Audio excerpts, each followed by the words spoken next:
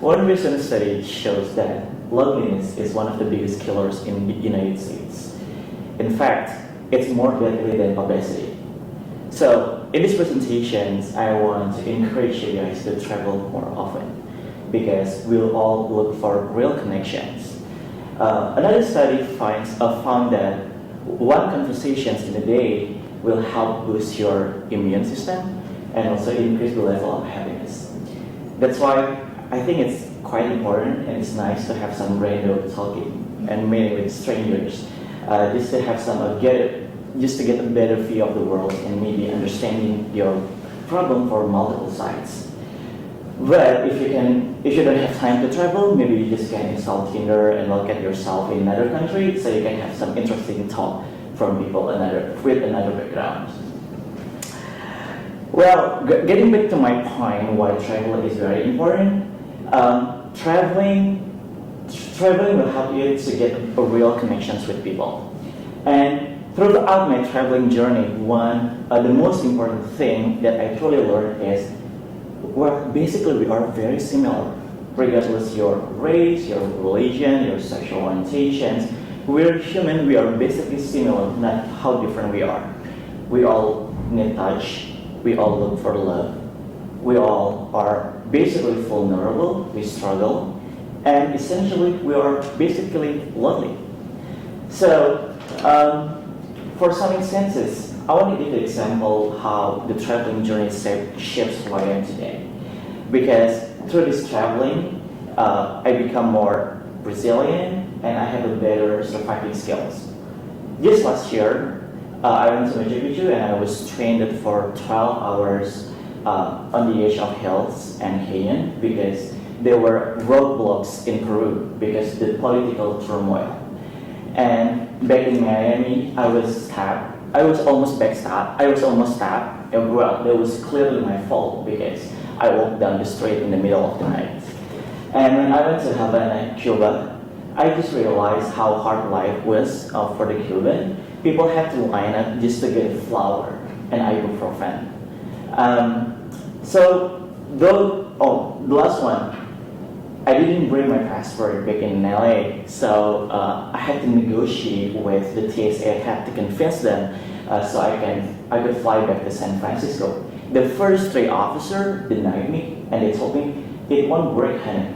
But I guess I didn't give up. I know that it's my chance to improve my negotiation skills, and finally the 4th officers allowed me to fly. And so I guess it's very important and something that you can learn beyond the classroom at Stanford, especially if you want to build a startup, want to have some entrepreneurial and leadership skills. I think that gives you a very real life skill set in the real life setting. And you will make plenty of errors. You will encounter the unexpected, but those are necessary. Because I believe that people who make plenty of errors are more reliable than those people who never made any errors. We need that randomness, we need that mess, we need that uncertainty, and we need that self-discovery because that makes life worth living. In the end, I just want to say, and again, I want to encourage you guys to travel more often because it changes. It takes a lot of work. It takes courage. It doesn't just happen. But once it happens, it changes your life. And trust me, your loneliness can killing you no more. Any questions? Do you feel like this can only be accomplished with international travel, or do you think domestic travel as well can accomplish the same goals?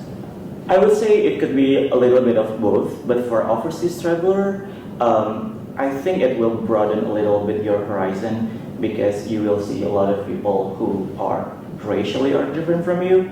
Just for example, we gotta be honest, as an international students or as a domestic students, when you pick the chair in the classroom, you will psychologically lean towards people who look like you. But when you feel like you are the minority overseas and abroad, you will feel more compassion and empathy towards people who are different from you and who are part of the minority. I guess that's the biggest learning. What's your favorite place that you've traveled to? So far, okay, I've been on the road for 2 months, and I did my final exam in Cuba. So I only had 3G. I couldn't get up streaming YouTube. So I flew from Cuba to Mexico, and thanks to ChatGPT, a little bit it helps. So I guess my favorite one, and it's Havana. Although it was miserable, and it was I spent for 5 days, and I regretted it. But I guess seeing, because you flew from Miami with the skyscraper, with the glittering lights, and then when you enter Havana, you didn't see anything. And how the disparity, just 49 minutes flight from Miami and Havana can make huge difference. And you learn about the political circumstances, and the political philosophy can really have a deep impact to the society in the country. Where are you from originally? And if I were to travel there, what do you think I would experience as a traveler? Thank you for the question. So I'm from Bali. Okay. Yeah. You can get a lot of reference from Julia Roberts' movie, Triangle.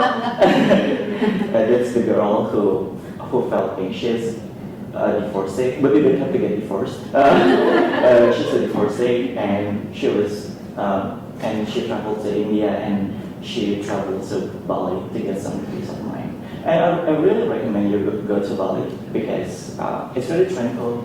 People are very tropical vibes, and if you like yoga, I like yoga. I did a lot of yoga and meditations, and Bali, of course, is the place. And of course, if you like surfing. It may be biased, but trust me, you will love it.